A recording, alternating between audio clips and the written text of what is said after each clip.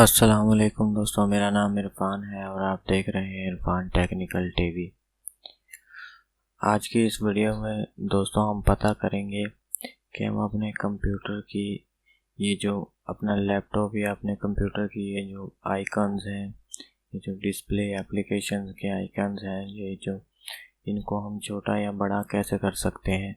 दोस्तों ये है तो बहुत छोटा और बहुत ईजी सा स्टेप, बट बहुत से भाइयों को इसके बारे में नहीं पता, तो वो बहुत परेशान होते हैं कि ये किस तरह से चेंज होती है सेटिंग।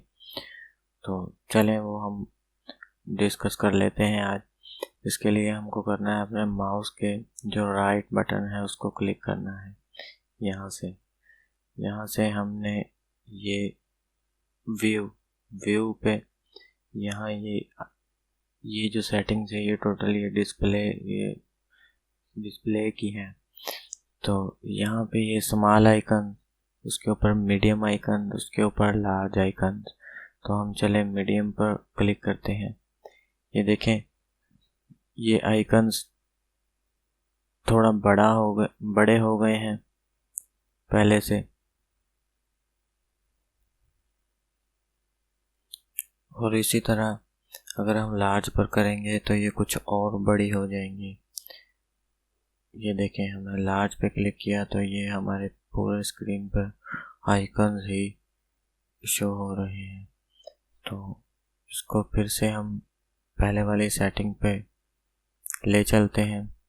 यहाँ से मैं तो इसको स्मॉल आइकन्स पे रखूँगा। ये स्मॉल आइकन ये अब छोटे हो गए हैं।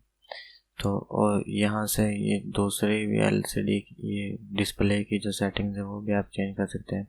शो डेस्कटॉप आइकन्स, यहाँ से आप इनको हाइड कर सकते हैं। ये देखें अभी कोई भी हाइड आइकन्स जो है वो नज़र नहीं आ रही।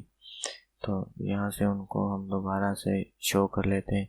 ये दोबारा से शो हो गई। और इसी तरह यहाँ जो ये नीचे है, यहाँ से हम शो डेस्कटॉप गैजेट्स जो हैं उनको शो कर सकते हैं। जो यहाँ पे इस तरह इनको कहीं भी आप यहाँ रख सकते हैं।